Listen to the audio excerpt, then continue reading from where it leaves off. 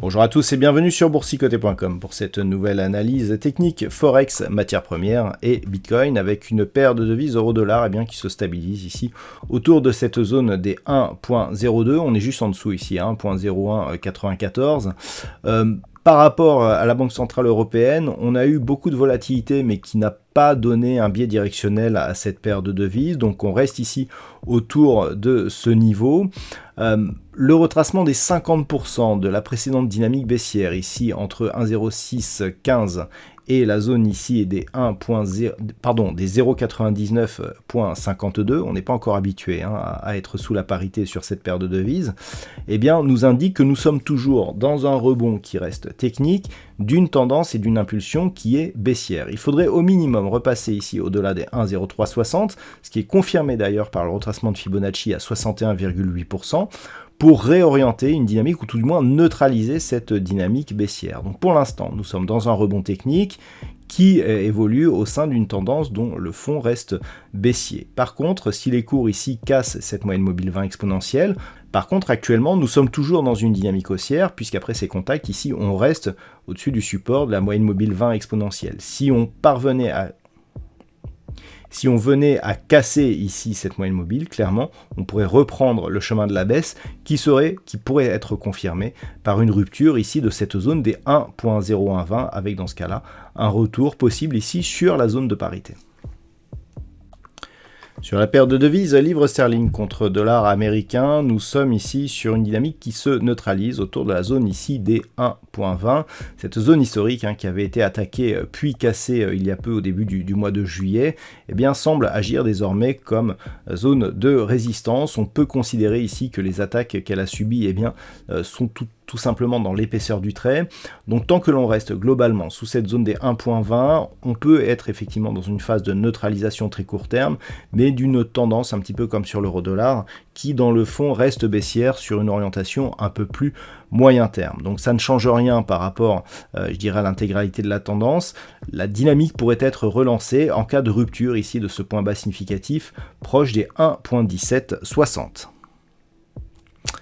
Sur l'or, nous sommes toujours dans une dynamique baissière qui a cassé ici la zone des 1720 $ l'once et depuis donc cette cassure, je vous indique que l'objectif c'est un retour sur la zone ici des 1675 $ l'once. Cette zone est une zone de support moyen terme qui a déjà donné de nombreux retournements majeurs de tendance depuis que ce niveau avait été franchi ici au début de l'année 2020.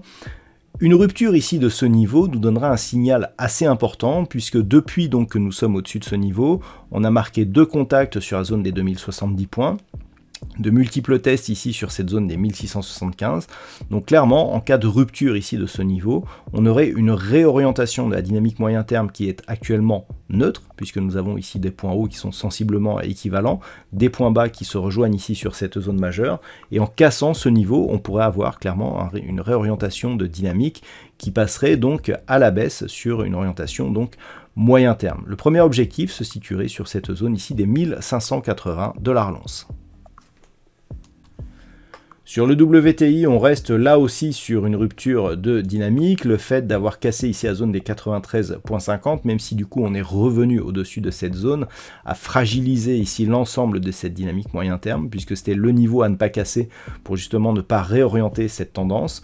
Donc pour l'instant, on a eu une attaque, certes très agressive, on est remonté, mais d'un point de vue court terme, on peut constater qu'on est toujours ici entre cette bande de Bollinger inférieure et cette moyenne mobile 20 exponentielle.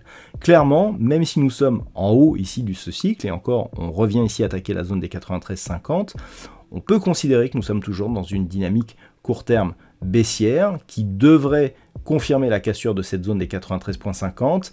Ayant eu déjà un contact sur cette zone des 88, ce serait donc le prochain objectif, voire une cassure ici en direction de la zone des 84 $ le baril. Donc le signal ici de cassure serait assez important et pourrait provoquer une accélération en direction de cet objectif. Pour inverser cette tendance, il faudrait donc durablement rester au-dessus de cette zone des 93,50, en tout cas pour invalider donc l'attaque baissière, et remonter au moins au-delà ici de cette zone 104,50 voire 105 $ le baril pour remarquer un contact ici avec la zone des 110 $ le baril. Donc on est pour l'instant dans une tendance qui reste baissière. Et puis enfin sur le Bitcoin, il semblerait que le rebond soit en place puisque nous avons cassé ici cette zone intermédiaire proche des 23 000 $ pour un Bitcoin, même si on revient tester actuellement cette zone. Les cours réagissent d'une manière différente par rapport à la précédente baisse ici qui avait donné lieu à une évolution totalement horizontale autour des 30 000 $ pour un Bitcoin. Là on est descendu sur la zone des 20 000, donc une perte tout de même d'un tiers de valeur pour cette crypto-monnaie. Et le fait de rebondir ici et de casser cette zone, ce plus haut proche des 23 000 $ pour un Bitcoin, nous indique que nous sommes peut-être ici sur un rebond.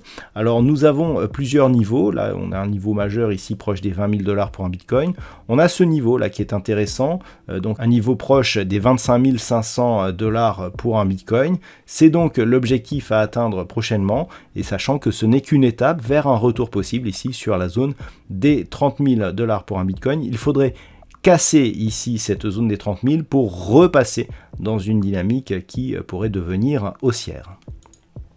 Voilà donc ce que l'on peut dire sur l'analyse technique de ces principaux actifs de marché, forex, matières premières et crypto-monnaies. Je vous souhaite de passer une très bonne soirée, on se retrouve dès demain pour d'autres analyses techniques, toujours sur le site boursicoté.com.